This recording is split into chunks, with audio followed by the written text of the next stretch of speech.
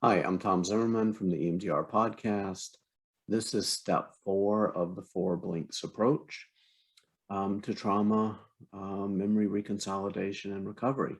So this is the spot. We've kind of arrived at the spot where reprocessing is about to start happening, where this memory is going to start the process of ooching it a little bit at a time in the direction of an absolutely normal file cabinet / memory storage space in the brain.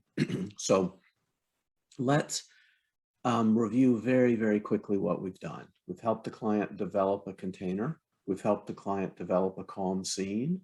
That's step 1. Step 2. Step 3 is identify the memory, immediately put it in the container. Step 4, now that we have pushed it out of that bad memory out of awareness, we have all of our awareness and all of our focus to really concentrate on the calm scene, on that relaxing, calm scene. And again, just as a reminder, it can be almost anything. So go back to step 2 and review what some of those, possible calm scenes are. So really, once the memory is containered in step 3, we just ask the client to bring up the calm scene and just, really let us know when you're there. Let us know when you're, if you're watching a YouTube video, let us know when you're able to really see that video and kind of imagine yourself there and notice notice really whatever pleasant or calming that you notice there. So what we do in this step is when the client is in the calm scene, we're going to ask them to blink 4 times. In this approach, it's 4 blinks every 5 seconds for about a duration of about 30 seconds. So 30 seconds at a time, they're going to be in the calm scene.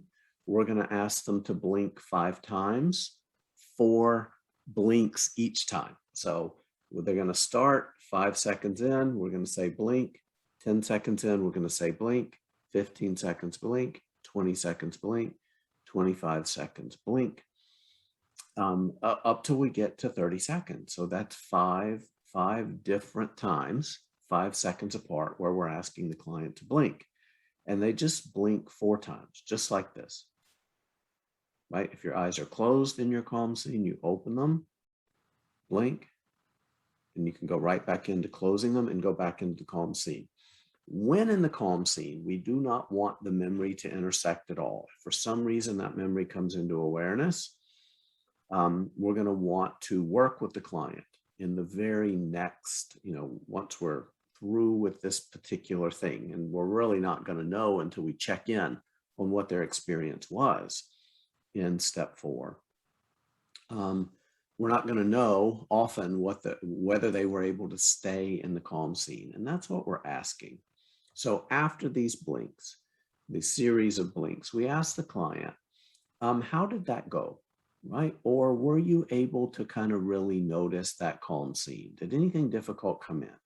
So we're saying blink, right? Every 5 seconds. After that, we're asking them, how did that go? Were you able to stay in the calm scene? In this version, you don't have to have counting in there, although sometimes clients do like to hear you count. You can do 1, 2, 3, 4, blink. That's in the Ricky Greenwald version of this. There's also no reason you can't go A, B, C, D, blink, E, F, G. It's entirely up to you. Or you can be quiet and just go blink, blink, right? And you can kind of keep count.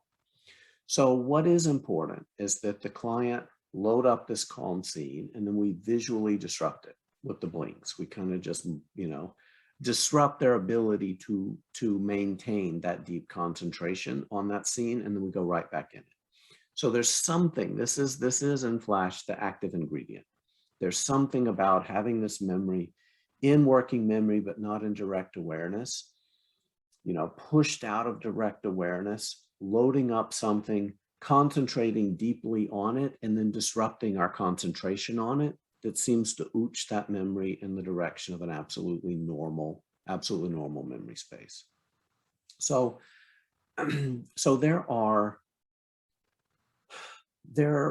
several little modifications that I make. And if you remember in step three, what I said is that it's at that point when we're first interacting with the memory that it's most likely to show up as a flashback or a really intrusive, in a really intrusive way. What I like to do, since the first time we're in step 4, the memory never loses heat. So the first round through step 4, it never really loses much heat.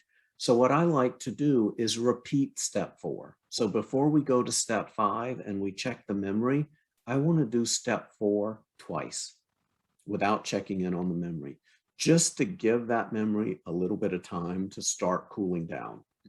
And usually after 2 rounds, 2 rounds of 30 seconds in step 4, that memory's already started to cool down. So when I check in on it, which we're going to do right here in step 5, because we've done 2 rounds right out of the bat in step 4, that memory's starting to cool.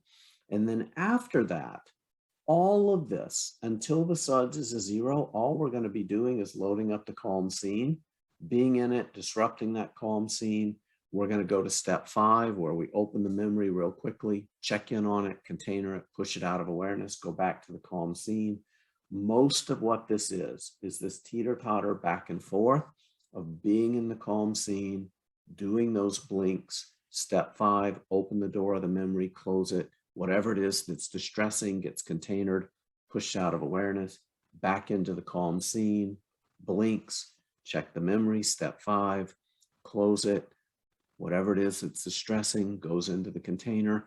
Very, very simple. It's a very, very simple process. And again, it's 2 EMDR core skills, 2 EMDR core resources. Who would have thought that in using these core resources this way, the brain is able to just ooch a memory into absolutely normal memory space. It's really remarkable. So that is step 4 in a nutshell, blinking in the calm scene.